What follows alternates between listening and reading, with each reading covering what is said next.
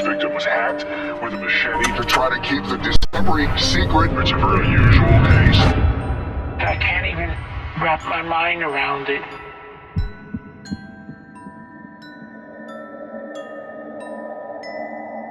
Take a look at this interrogation video. Does this look like an innocent person to you? Yeah, you guessed right. This is Desiree Strickland. In June 2015, she and her 3 friends took the life of an innocent boy in the most gruesome way you can imagine. Jose Amaya Gerardo and his family had moved to the United States to escape the violence in their home country, El Salvador. But when they arrived in Florida, they stepped into a nightmare. Jose was systematically bullied, tortured, and ended with a machete.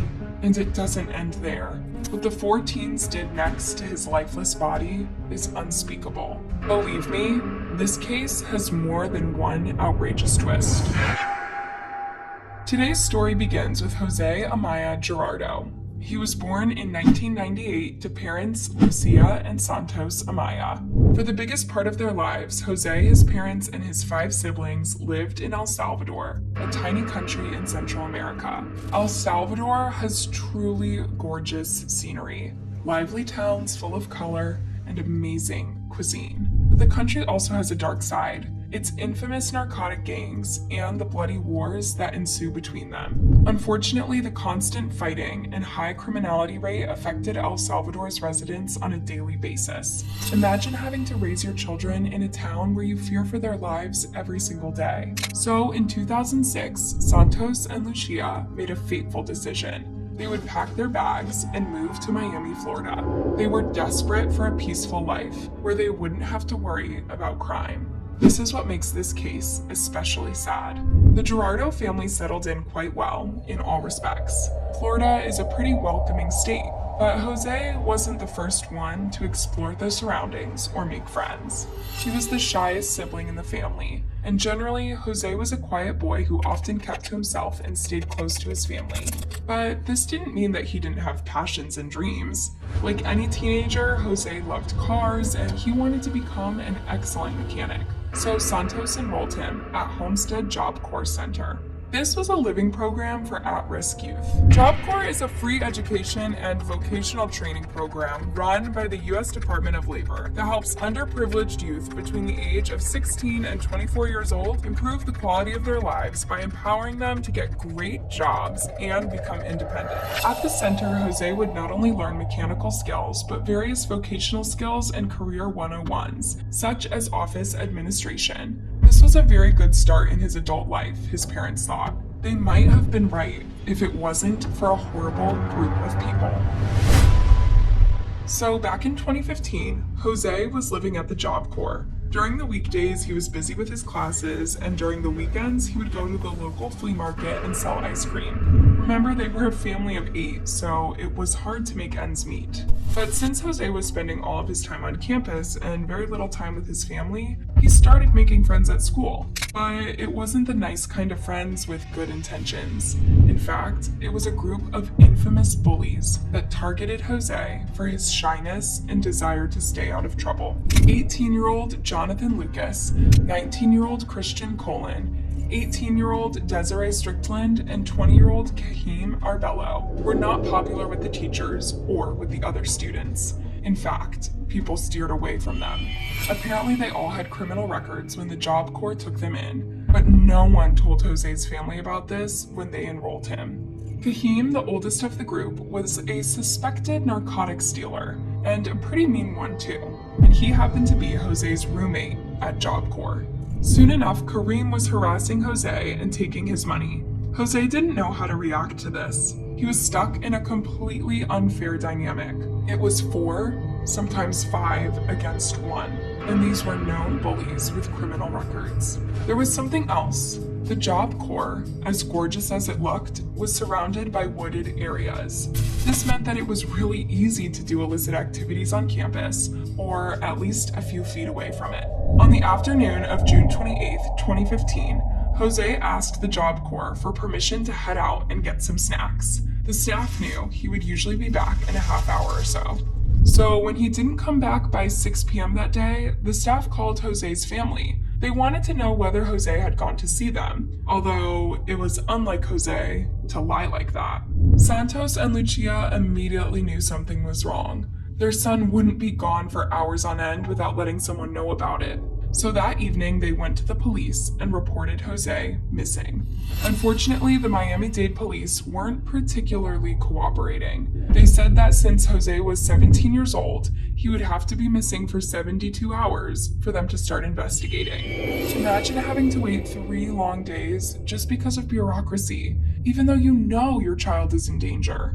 So Santos, Lucia, and Jose's older brother Fredis started looking for him without the officers' help. They went to the Job Corps and spoke to its staff, but no one knew anything except that Jose had left to get a few snacks. They searched through the town center and all the shops Jose might have gone to, but no one had seen him. So 2 days after Jose's disappearance, his family started searching through the wooded areas surrounding Job Corps.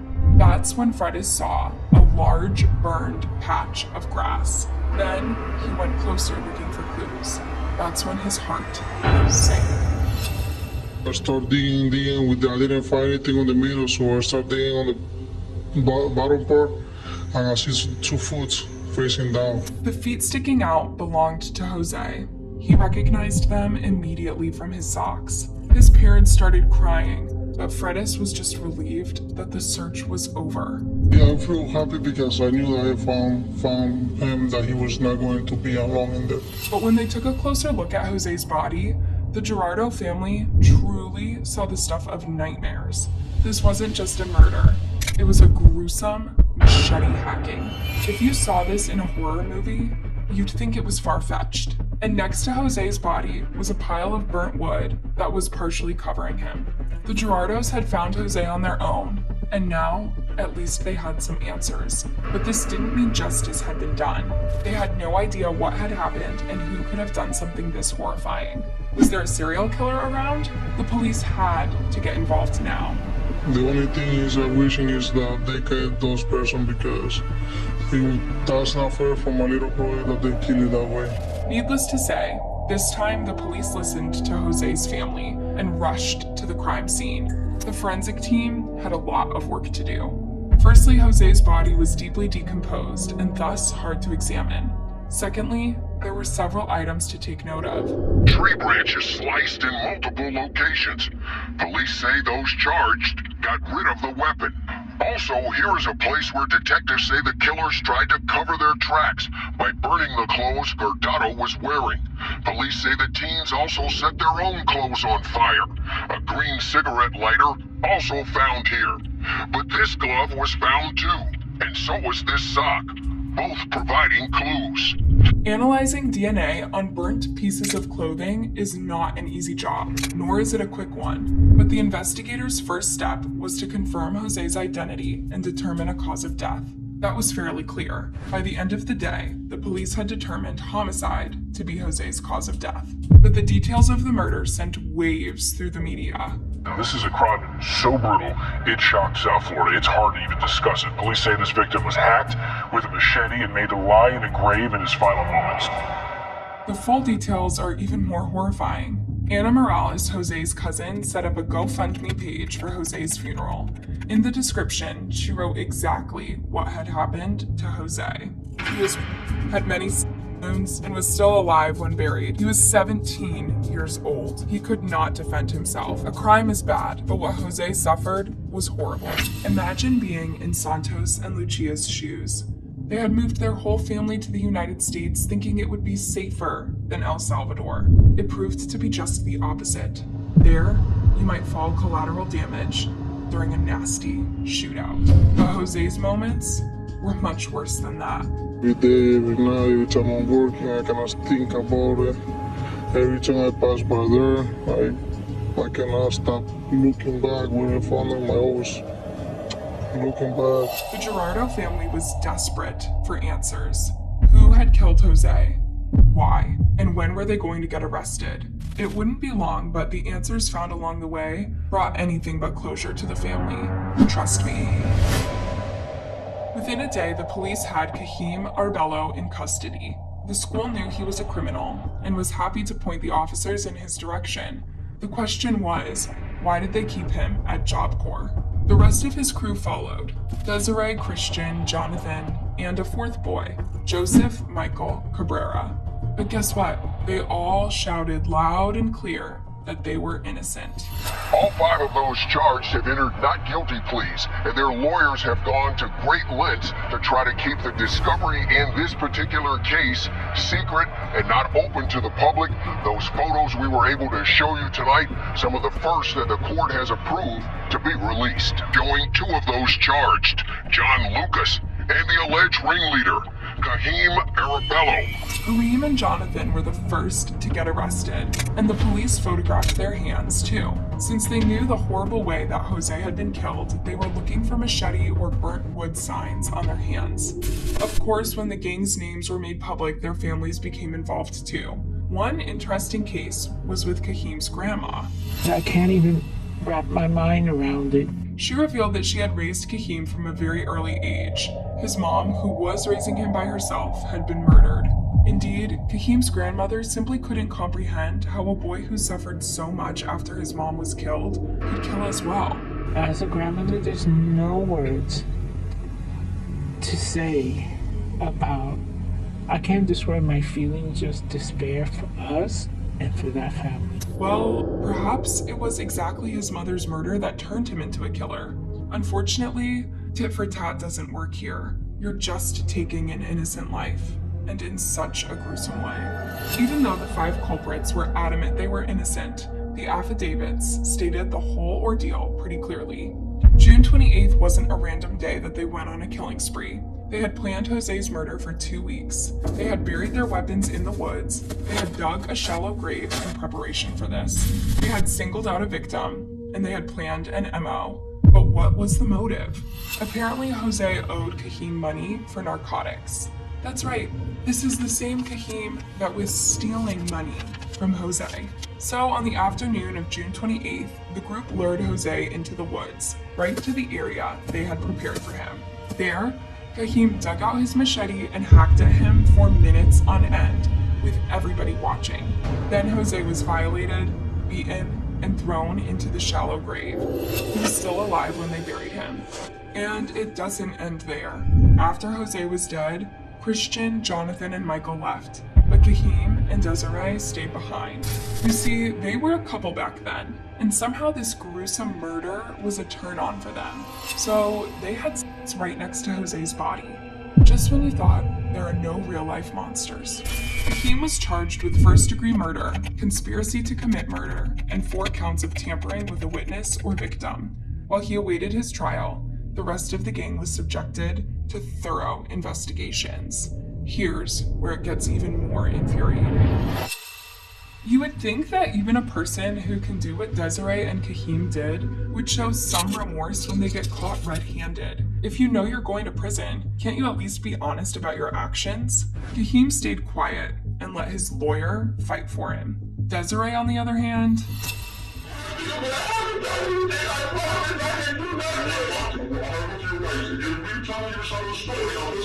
no matter how much the officer tried to calm her down or get her to tell her story, she just kept yelling that she was innocent.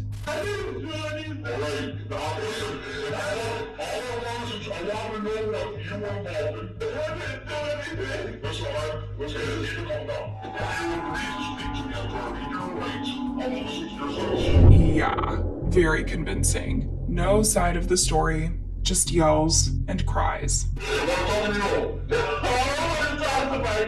And when that didn't work, she went on to insult the police officer. Desiree had pushed him when he was walking her into the interrogation room. Now Desiree was saying he touched her. Imagine being an officer and having to deal with a person like this.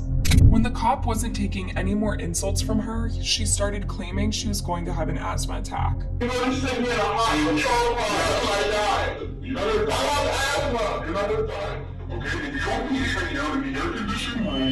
The officer then left Desiree alone in the room for a while. This is a classic interrogation technique, to see how the suspect's behavior changes when they think they're on their own.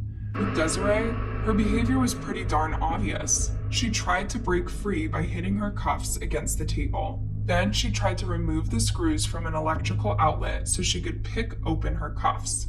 Did she really think that was going to work? Also, if you're claiming you're innocent, why are you trying to escape the police station so desperately?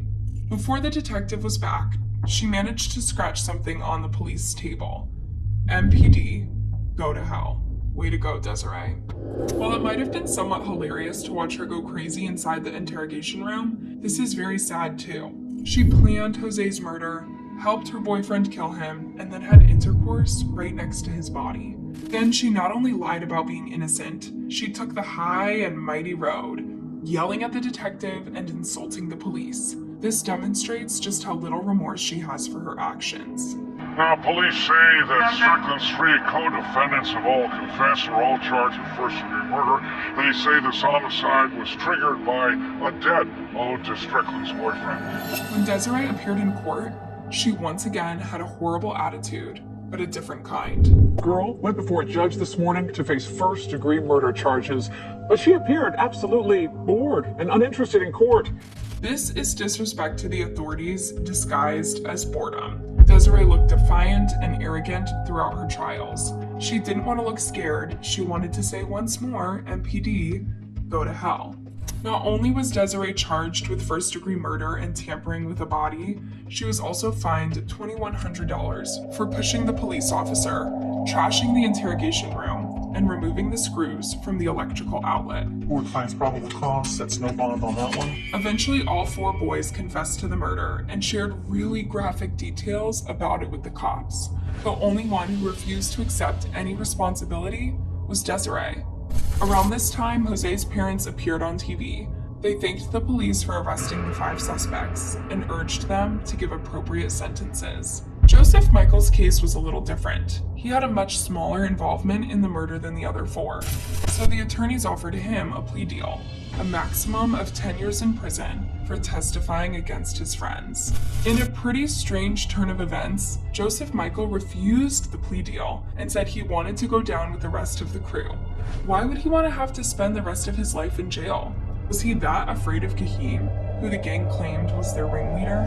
Fifth suspect was arrested in St. Louis, Missouri. He will soon be brought over to Miami. Now, at this time, it's unclear what his alleged involvement was in the crime, and that's because most of the suspects have sealed arrest warrants.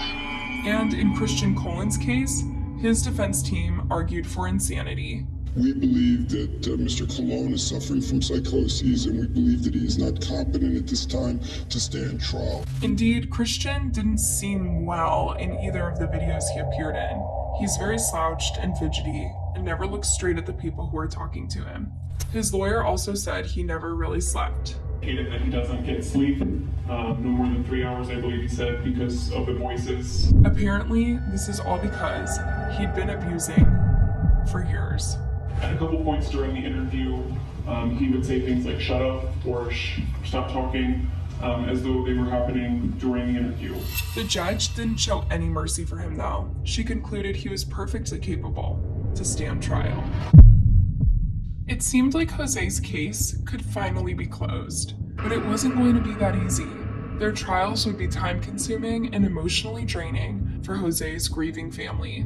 Fredis was the only one who seemed to keep his head up. He was just happy to have the 5 attackers behind bars. I feel happy because we wanted that they have to arrest everybody because we don't want no those criminals to stay on the street. Meanwhile, the Homestead Job Corps Center closed its doors indefinitely.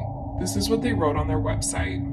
This pause in operations will provide additional time for Job Corps to complete its review of safety and security at the Homestead Center and to consider actions to further strengthen oversight and accountability of Job Corps contractors. Well, yeah. Letting Kahim and his gang do as they pleased was a pretty big oversight. Jose's family actually hired a lawyer to file a lawsuit against the Homestead Center Job Corps. One of their biggest mistakes was not being transparent and having students enrolled with criminal records. Freshman students should be aware of this before they enroll. Today, Kahim Arbello is the only one facing the death penalty for Jose's murder.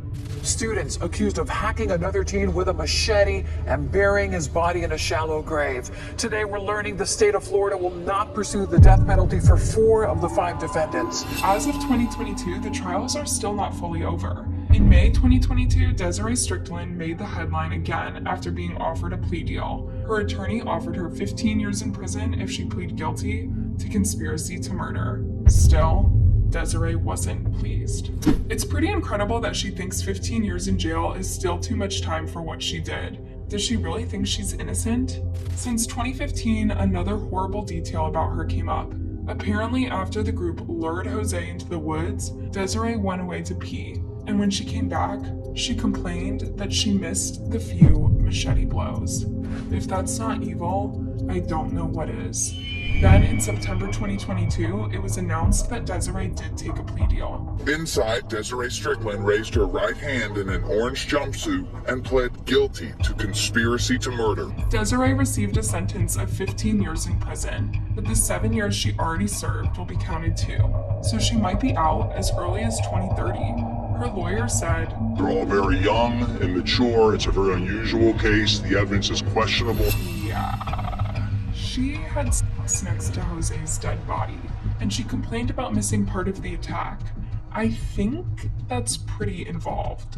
In 2020, Jonathan Lucas pled guilty to conspiracy to commit murder and was sentenced to 5 years in prison and 15 years probation. Joseph Michael Cabrera pled guilty to the same charge and received a slightly smaller sentence. But Christian Colon and Kahim Arbello are still awaiting trial. It's pretty incredible that 7 years have passed since Jose's brutal murder, and justice still hasn't been done for them. Hopefully Jose's family are slowly learning to move on with their lives and focus on their other children, and hopefully Kahim and Desiree will get the right sentences. Thanks for watching, you guys. What do you think about this case? What sentences should Kahim and Christian receive? Did the others receive the right sentences? Let me know down in the comment section, and while you're at it, why not give this video a thumbs up and subscribe to my channel for more. See you next time, and keep yourself safe. It's a strange world out there, and sometimes it can get pretty nasty.